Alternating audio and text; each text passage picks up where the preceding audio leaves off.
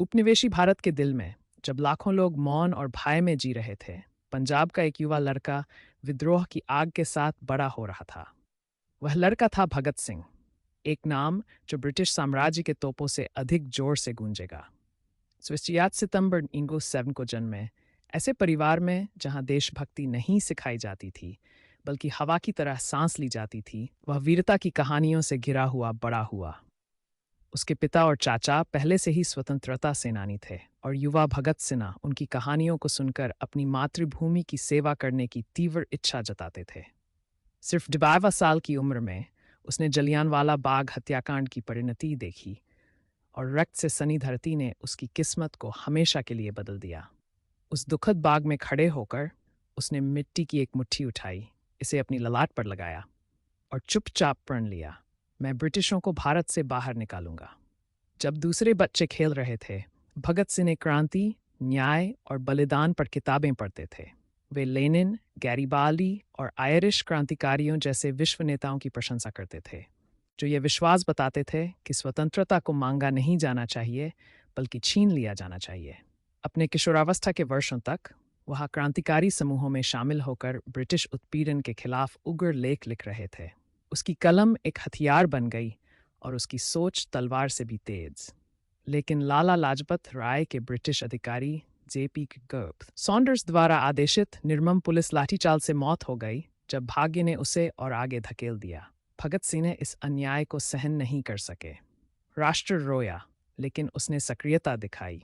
राजगुरु और सुखदेव के साथ उन्होंने सॉन्डर्स की हत्या की योजना बनाई और उसे अंजाम दिया, नफरत से नहीं बल्कि न्याय की उग्र मांग से प्रेरित होकर।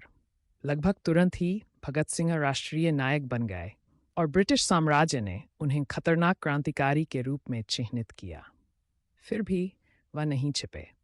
वह जनता के बीच निर्भीक, दृढ़ और अविचलित होकर चलते रहे। जल्द ही जब ब्रिटिश सरकार ने नागरिक स्वतंत्रताओं को कुचलने वाले बिल प्रस्तुत किए, भगत सिंह ने महसूस किया कि राष्ट्र को जगाने के लिए एक प्रतीकात्मक कृत्य की आवश्यकता थी। बटुकेश्वर दत्त के साथ उन्होंने दिल्ली के केंद्रीय विधानसभा में प्रवेश किया और 2 हानिरहित बम फेंके, मारने के लिए नहीं बल्कि बहरे ब्रिटिश सरकार को भारत की आवाज़ सुनाने के लिए। फिर अनुपम साहस के कृत्य में उन्होंने इंकलाब जिंदाबाद का उद्घोष किया और गिरफ्तार होने के लिए शांतिपूर्ण इंतजार किया। भगत सिंह के लिए अदालत एक युद्ध क्षेत्र बन गई और जेल एक मंच बन गया, जिसके जरिए दुनिया को निर्भीक देशभक्ति की ताकत दिखाई गई। जेल के अंदर उन्होंने भारतीय कैदियों के लिए समान व्यवहार की मांग करते हुए भूख हड़तालें शुरू। उन्होंने 26 दिनों तक भूखा रहकर अपने शरीर को अत्यधिक दबाव में डाल दिया, लेकिन कभी झुके नहीं। पूरा देश समर्थन में उठ खड़ा हुआ।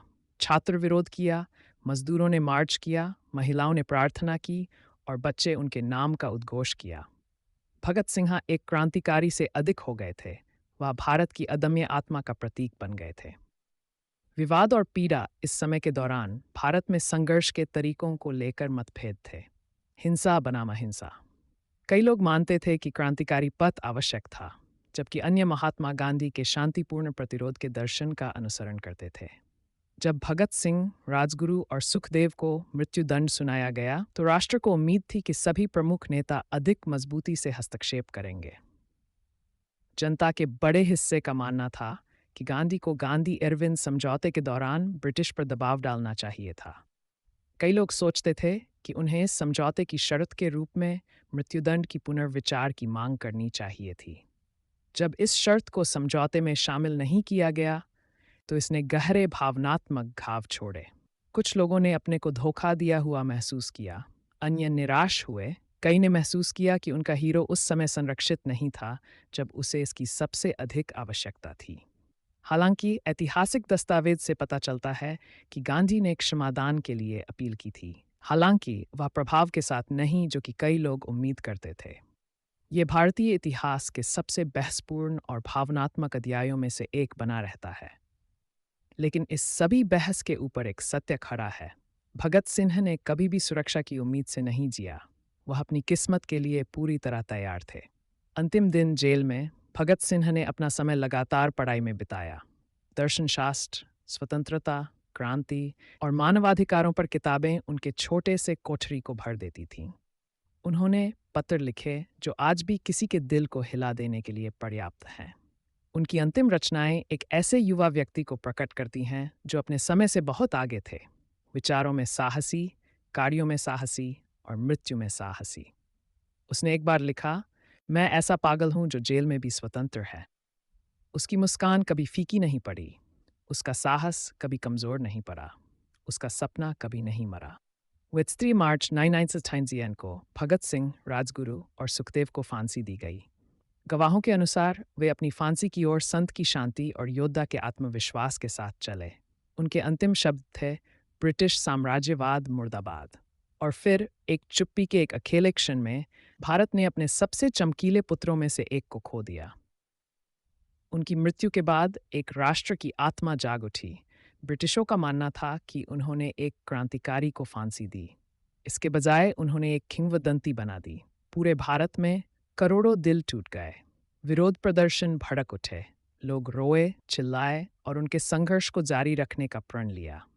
कई लोगों के लिए उनकी शहादत भारत की अनवरत स्वतंत्रता यात्रा की असली शुरुआत के प्रतीक के रूप में थी।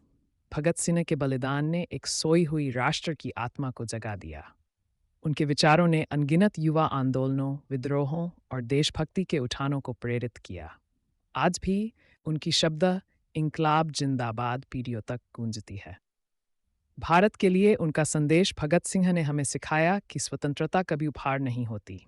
यह साहस, बलिदान और मातृभूमि के प्रति अदम्य प्रेम के जरिए अर्जित की जाती है। उनका मानना था कि शिक्षा, न्याय और समानता को भारत की मजबूत नींव बनाना चाहिए। उनका सपना सिर्फ ब्रिटिशों से स्वतंत्रता नहीं था, बल्कि एक भारत की उम्मीद थी जो सिर ऊंचा रखकर, एकजुट होकर और नैतिक रूप से स्वतंत्र खड़ा हो। उनका जीवन हमें याद दिलाता है कि महानता उम्र से परिभाषित नहीं होती, बल्कि संकल्प से होती है। वह मात्र 23 वर्ष के थे, फिर भी उन्होंने 1-2 शताब्दियों तक शासन करने वाले साम्राज्य को झकझोर दिया। आज भी लगभग 1 शताब्दी बाद उनकी कहानी दिलों को प्रज्वलित करती रहती है। क्योंकि भगत सिंह सिर्फ एक व्यक्ति नहीं थे, वे एक आंदोलन, एक क्रांति, एक आग थे जो कभी नहीं बुझेंगे।